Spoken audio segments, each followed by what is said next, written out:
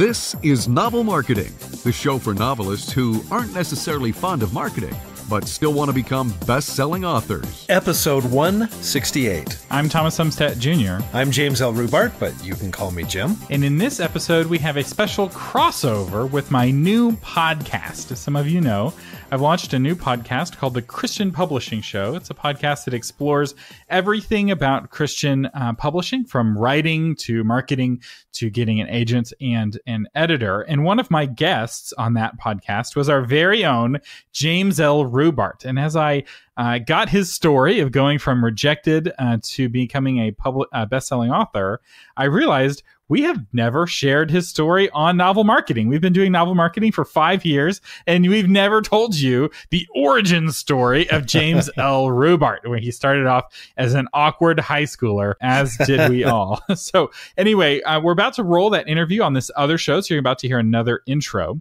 But stick around after the interview. Jim and I are going to come back on novel marketing for a few more thoughts. Welcome back to the Christian Publishing Show. I'm your host, Thomas Umstattd Jr. And today we are talking with James L. Rubart. And specifically, we're going to talk about his story of how he went from unpublished author to best-selling author. James, welcome to the Christian Publishing Show. It's fun to be here, Thomas. So when did you get started writing? Well, I got started in 7th grade. In English class, we had to write a short story, and I wrote my short story, and the teacher chose it to be filmed. So I got an A on the paper, and she chose it out of all the, 25, 30 students to be filmed with a video camera. And so that was my baptism into writing. And I discovered, oh my gosh, I love this writing thing. And then I went to 8th grade and I took journalism class and discovered I loved it even more than I thought I did. And at the end of 8th grade year, that's when it all got shut down. Oh no, what happened? Yeah, what happened was after 8th grade, the teacher was also the one that ran the school paper. And so she chose out of the journalism class those that would go and be on the school paper the next year. And guess what? I was not chosen. And so I believed in my mind, well, I guess you have no ability to write. So I put it on the back burner for years and years and years, even through high school, where I was looking at the people on the school paper thinking, I wish I could do that, but I have no talent. So I ignored. The dream was still there, but I kind of put it in the dungeon, so to speak. I think that happens with a lot of people where their dream dies, they let it die, or someone comes and kills it. Because every child is a artist. Every child is a singer. And something often happens to kill that inner child, and you have to become like a child before you can inherit the kingdom of writing, so to speak. So how did that happen for you, though? So you're in this like slough of despond, and so in your 20s you picked up writing again? Is that how it happened? Well, yeah. So yes and no. So this dream was there. It would not die. That's what I wanted to be. I knew in 7th grade, I want to be a writer. I want to be a novelist. That was the dream. But again, I got this message that I believed it was a lie, but I believed it, that you don't have the ability to be a writer. But still, the dream would not go away. So through my teens, Thomas, I subscribed to Writer's Digest magazine, and I dabbled in short stories. And I even took creative writing classes in high school. So I couldn't shut it down entirely, but I never went for it. And this went all through my 20s, and I talked to my wife about it, and she was very supportive. And again, I'll say I dabbled in it, but I never showed anybody my writing, and I never told anybody of the dream except for my wife. So that's where it lay for years. It was dormant all through my 20s and 30s. So what was the inciting incident where you're like, okay, now I want to actually take this book or this writing and do something with it where people other than my wife know that I'm doing this in secret? Yeah, the inciting incident was my wife. So Darcy one day says, I'm going on a fast. And I said, really, what for? I don't know. Okay, how long are you going to fast? Till I get the answer. Remind me what the question is again? I don't know. And so 24 hours goes by, and I said, Darcy, did you get the answer to the question that you don't know what the question is? She said, no, I didn't. I said, okay. 48 hours goes by. So she's 2 days without food. And I said, honey, how long are you going to do this? Till I get the answer. What's the question? I don't know. And so it's halfway through day 3. And we're riding in the car together. And Thomas, it was one of those moments where God speaks to you so clearly. You just can't ignore it. And he said, Jim, I've given you this desire. I've given you this ability. When are you going to step out of the shadows and step into your destiny? And I was just, oh my gosh, it was like that light bulb exploding over my head, and God's telling me this. And I turned to Darcy in the car and I said, oh my gosh, I know why you're fasting. And she says, why? And I say, I am supposed to be a novelist. I mean, something I'd known forever, right? But now it was up out of the basement, up out of the dungeon, and it was forefront and center. And God wasn't saying you have to do this, but he's saying, Jim, I've given you this opportunity. It's time to step into it. Won't you come with me? And so I say to Darcy, I'm supposed to be a novelist. And she turns to me and she says, wait a minute. I've been hungry for 3 days and you get the answer. And after we laughed about it, I got serious and I started praying, all right, which of these short stories that I've worked on over the years, dabbled in over the years, which one should I try to make into a novel? And I had written a paragraph, Thomas. So I can't say I dabbled on this story idea much, but I had written this paragraph about a guy who inherits this home that turns out to be his soul. And that's where my first novel came from. All right. So then you had this idea and then you were just instantly a bestseller, right? It was just, you just send the paragraph to an agent and that turns in. What was the next step? So the next step was, so I've got young boys at this point in time. And the next step was saying, how can I write this novel? And I decided I can do anything 20 minutes a day. Because I was coaching their teams and I was a very involved dad and I went to all their events. But I said to myself, I can do anything 20 minutes a day. And so I committed to writing 20 minutes a day on the novel. And it took me probably from the start to finish, it was 6 years. So it took a long time. And I was reading books and I was studying craft and I was trying to figure out what I was doing wrong and right. And that's some of the most discouraging time because you don't know. Right? You don't know if this is any good. You're trying to make it good, but I didn't have anyone I was working with. And so I'm trying to make this up as I went. And in some ways, it's a very isolating feeling. You feel lonely, you feel alone, but I did have Darcy. My wife was unbelievably supportive during that time. And it's also difficult as you study craft, your taste improves faster than your ability to deliver on that taste. So you understand what good writing is better, and you're able to recognize bad writing better. And often you're like, oh my gosh, I'm not as good as I thought I was. And you realize just how much work goes into creating something that's good. And a lot of authors, I think, skip that reading of the craft book stage, or maybe they read 1 or 2 books tops. But really, I feel like that's really key, especially for fiction. Your craft has got to be good. It has to be, and it has to be a study. Like you say, it can't be, oh, I read this book and now I'm going to write my novel. It has to be, I'm getting a university education here. And so I have to go through this book and underline and make notes, and then another book and another book and another book. Then I go back to the first book and I read it again. And I talk to people and say, what is a great craft book? What is the book I have to read? And you devour it, and then you devour the book again and again and again. And really, that's how I learned to write, was dedicating myself to the study of writing fiction. All right. So you've spent 6 years working on your first draft. And then what happens? And so then in the fall of 2005, I finished my novel. And I have a friend who knows 4 editors because he recently got into the publishing world. And so he said, hey, yeah, use my name. Send a letter out, send a query letter out, use my name, you know me, and let's just see what happens. So I sent the letter out to 4 editors. 3 of them got back to me pretty quickly and said, Jim, sorry, we don't have a slot for something like this. Nope, that's not going to really work for us. Pretty basic rejection. And I was okay with that. They didn't have room for it. But the 4th one, Thomas, the 4th editor writes back and he says, is your novel finished? And how long is it? And I knew a novel had to be finished to be considered by an agent. And I'm so excited. And I type back, yes, it's finished. It's 148,000 words, which gives you an indication that I didn't know what I was doing. 148,000 words is about a third too long, but I didn't know that, right? So I send this off and I'm excited to hear back from him. And I get an email back a day later that says, "It is not my job as an editor to put your book into the type of position and formatting and length where it would be considered for publication." Boom. Ouch. Okay. I mean, it was very terse. And it felt like a rejection, but at the same time, I'm going, yeah, but what happens if I do get it in the right shape?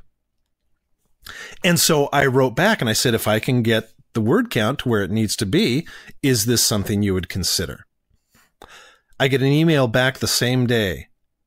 "Dear Jim, you don't know how privileged you are to get this email from me. I almost didn't respond." And Thomas, he proceeds to say, "You might consider reading this book to get your writing in shape," which happened to be a book I had read probably 5 or 6 times, underlined, thought I had applied all the principles of the book to my story. And yet he's saying, "You need to read this book." So what did that tell me? It was like a lightning bolt saying, once again, you cannot write. You do not have the ability. Why don't you just give up? And then he closes the email by saying, in capital letters, mind you, with exclamation points, "This is our last communication." And he signs the email. Ouch. Yeah. And I was just devastated. And I stopped working on my novel. I stopped sending it out to people. I stopped reading fiction, actually, because I thought, well, my dream is never, ever going to come true.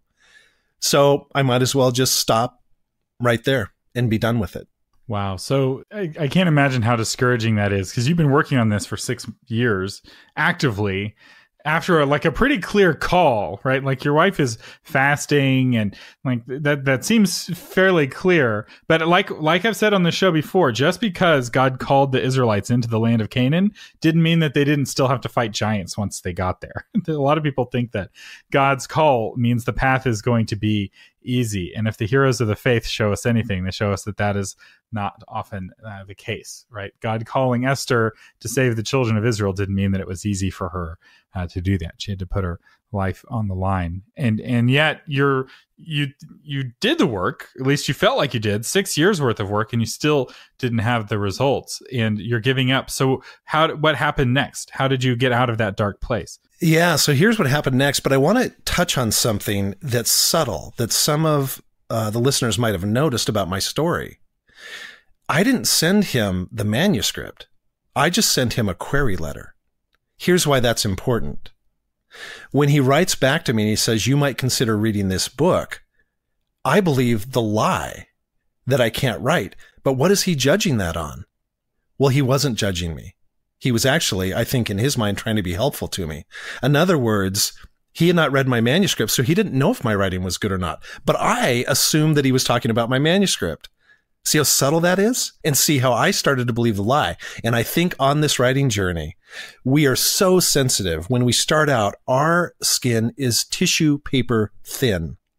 And so the wrong look from an agent or the wrong look from an editor or an offhand comment that they probably didn't even need intend this way can derail us and take us out. So people who are listening going, "Man, that email I got, or that look I got, or that discouraging comment," that is part of the journey. And if God has called you to write, you need to choose to believe that or not.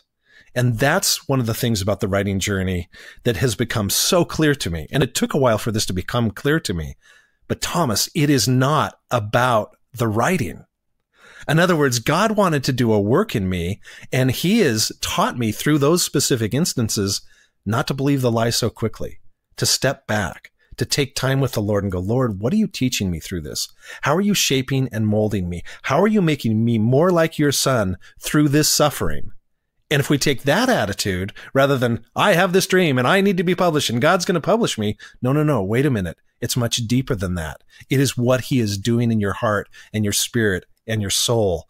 And a lot of times that suffering that we go through in this industry, just like in the rest of life, is about ultimately bringing more healing and ultimately about making us more complete. That's so good. And I think for a lot of writers, writing is one of the most difficult things they ever do. And that difficulty of the task is what makes it such a powerful character building opportunity, right? Like it says in the Bible, the testing of your faith produces perseverance. And tests are not fun, right? No student is like, I'm excited to be tested. No employee is like, I can't wait for my annual evaluation with my boss, right? Like, that's not something that we yearn for typically, but it is something ultimately that is what helps us to get better. It's something that helps us to improve, and not just in terms of craft, but also in terms of trusting God and walking with God. Because I do believe that he's far more interested in his relationship with us during the journey than he is in the results, how many books we sell or the kind of impact that our book has. Because the reality is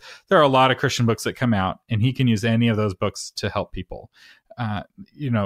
We each have a unique story, but God is very powerful, and he doesn't need us to move his kingdom forward. He can do that with others, and he can do that on his own. But he chooses to use us, and he often chooses to use us by improving us in the process, or at least working on our character in the process, even though I imagine it's quite painful.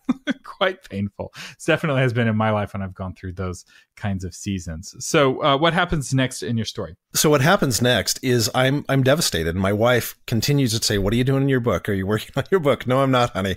And then a friend of mine said, Jim, I'm going to this writing conference in California. You should join me. Nah, I'm not going to that. I'm not going to that stupid writing conference. Well, I mentioned it to Darcy, and she says, Jim, I think the Lord's telling you to go to that thing. No, if it's going to happen, God can. No, Jim, you need to go to this conference. And so I went to the conference, and it was Mount Hermon, 2006, spring of 2006, my first writing conference.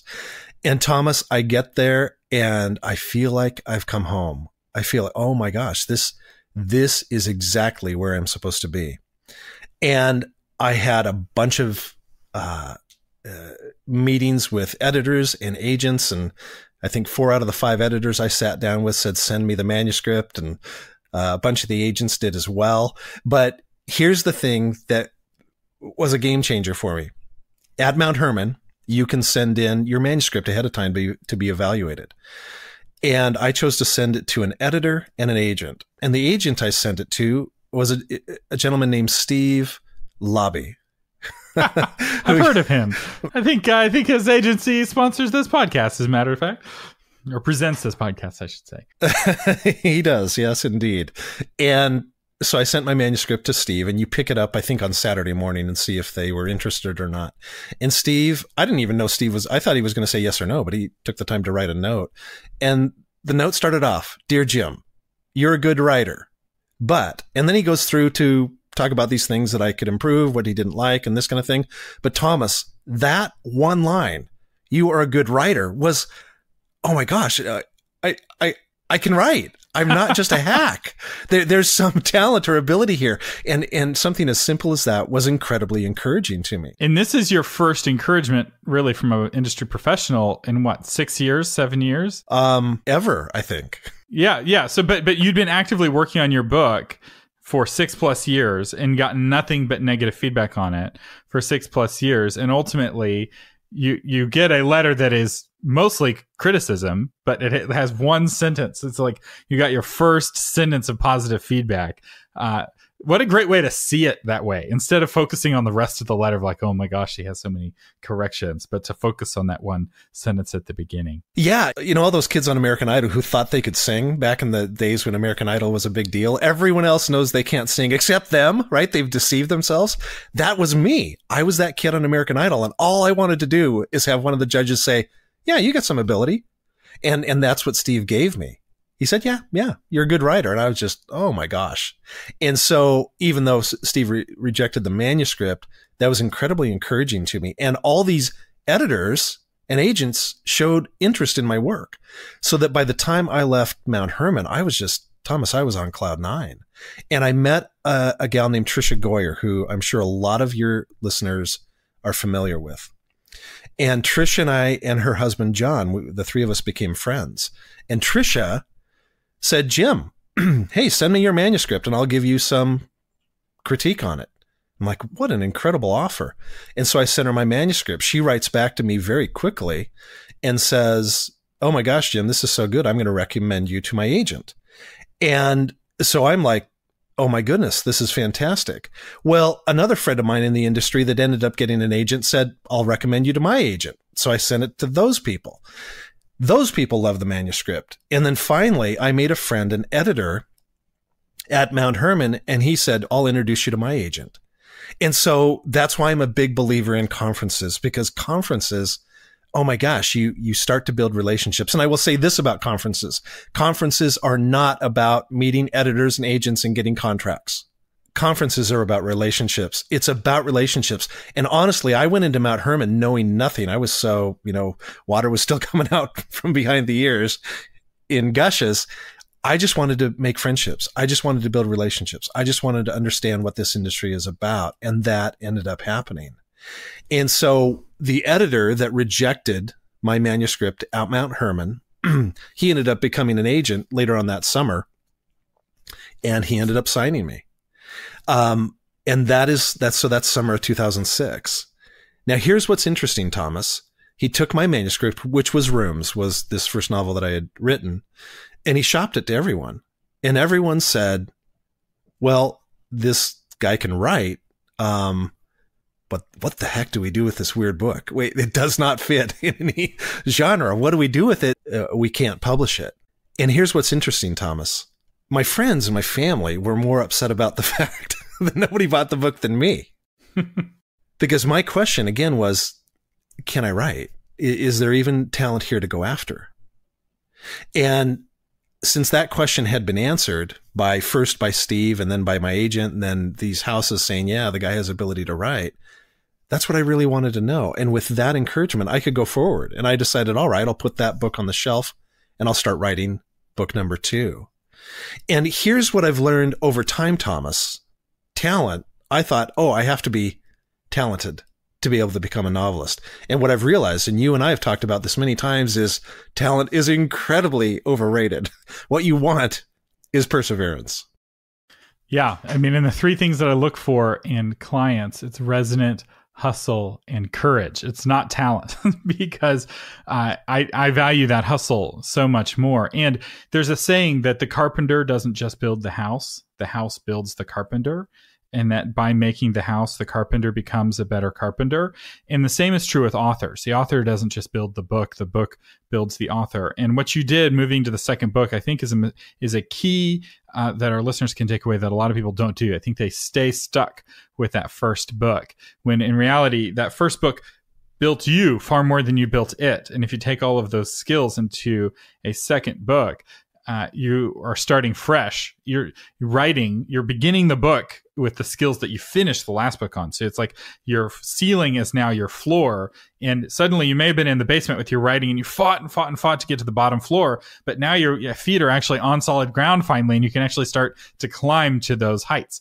And it doesn't mean that you're going to abandon book number 1.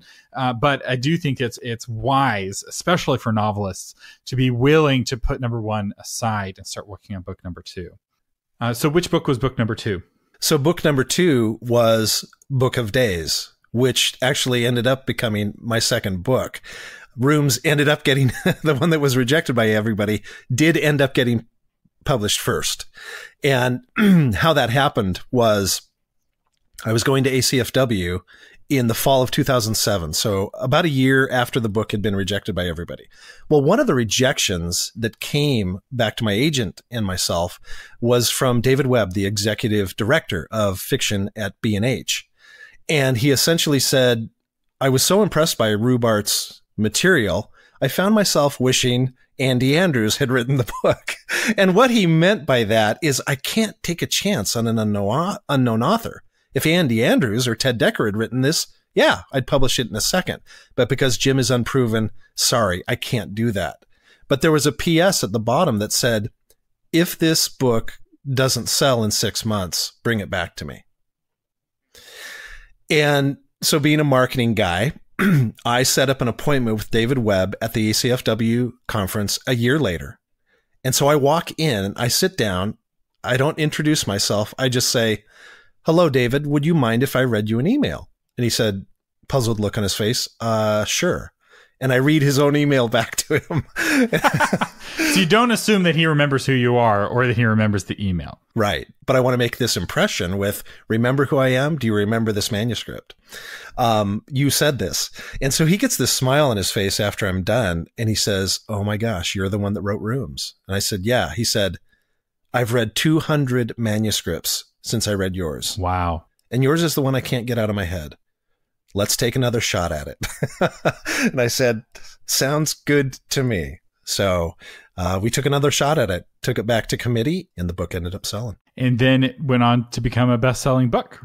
It did. It became a bestseller, and it won the RT Book Review's Inspirational Novel of the Year. And so, yeah, everything really took off for me at that point. That's really exciting. And a lot of people see that success of like, well, gosh, his first book was a bestseller. You know, Jim is an overnight success. And like, well, there's a little more to that story. It was a lot of hard work to get there. And I will say, having that first book be so successful is unusual. Usually people don't find their stride until book 2 or 3 or 4, especially in fiction. But that grind at the beginning is the same. Like there is a journey and you have to walk through it. Yeah, you're exactly right. And I've got 2 more stories before we wrap up, Thomas, to add to that. One, I didn't mention that in August of 2006. So I go to the conference, Mount Hermon, 2006 in the spring. In August, I went to a writing intensive with Cease Murphy. Some of your listeners are familiar with Cease, and it was very small. It was 8 people. And essentially what Cease did is just ripped your writing apart. The way it worked is you sent him 5 pages ahead of time, ahead of the retreat. And then he sent back what you need to work on. I was ready to get that email going, Jim, these first 5 are great. Send me 5 more. That did not happen. Cease absolutely sliced and diced my writing and just tore it up. And he did it again on the next 5 pages and the next 5 pages. And literally we were working 4 hours a day, refining and honing and polishing. And so after that retreat with Cease, I went back and rewrote the entire book.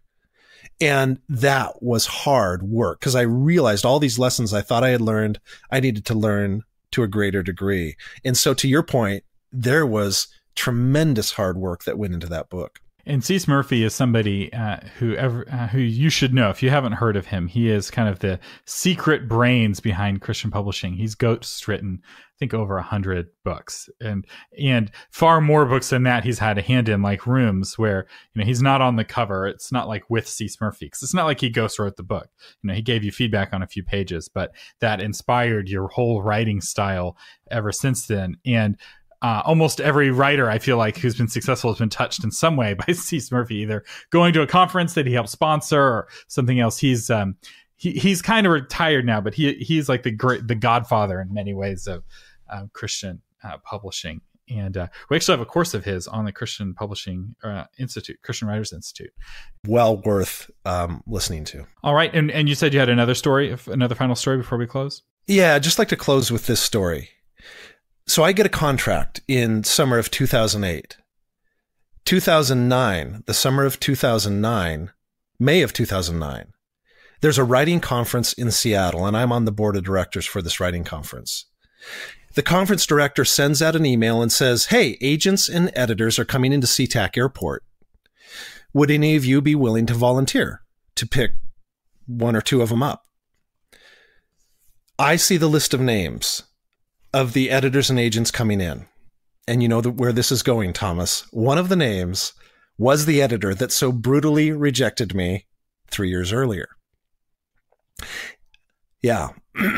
So I write back to the conference director and say, I will be willing to pick him up. Everything in me is going, what are you thinking? You do not want to do that. But I felt like the Spirit said, Jim, you need to face this fear. You need to face this giant in the land. So you're going to pick him up. So I write, I'm willing to pick him up. I drive up to the airport. A couple weeks later, I pull up to the curb and I see him standing there because I know well who he is, but he wouldn't know me. And it's important to know that he wouldn't remember the rejection of me. He's seen thousands of proposals or query letters by that time. So I pull up to the curb, Thomas. I park. I get out. I step up, I shake his hand. How are you? We put his luggage in my trunk. He gets in the passenger seat. We start driving away. And Thomas, I kid you not, 2 minutes later, I'm going, oh my gosh. He's just an insecure little boy, just like me, with his own wounds and fears and hopes and dreams. By the time we get to the conference 40 minutes later, we're friends. By the time the conference ends 2 days later, we're fast friends and we've exchanged emails and phone numbers. And to this day, Thomas, he and I are great friends. And when I tweet something, he always retweets it. When we're at conferences, we take time to sit and chat. And on the way back, after the conference was over, I took a big chance and I said, I've got this book coming out next year. When I get my advanced reader copies, would you consider reading it and putting up an endorsement? He said, sure, Jim. You bet. Send it to me. So I sent it to him and he emails me back and he says, oh my gosh, I read the entire book on a 3.5-hour plane flight back from a conference. I absolutely love this book. I'm going to put up a 5-star review for you on Amazon. And he was good to his word. He did it. So I guess my point, Thomas, is back then the Lord was doing something in my heart and he did something even more powerful 3 years later with the same man. And if I had not stepped into that fear, if I had not kept going, oh my gosh, I would have lost out on a friendship. But even more so, I would have lost out on the chance to realize God does go before us, that he is in every suffering, that he is in every circumstance. And more than anything else, he wants to draw us deeper into himself. Amen. Does he know that he sent you that rejection? Did you ever tell him? Nope. No point. Because that could potentially, I think that would hurt him. And I'm just, there's no way I'd ever do that. That is really great. And a part of the story we didn't get to is that you randomly met a guy at an airport in the Austin airport named Thomas Umstattd Jr. And y'all were like, hey, I think I've seen you on social media. We ended up starting a podcast together, a novel marketing podcast, which has been going on for 5 years now. We just passed our 5-year anniversary, which we forgot to celebrate. I'm just now realizing it was 5 years, like 3 weeks ago. Oh my gosh. But anyway, I've really enjoyed doing that podcast with you. And we put together a course. I should mention this.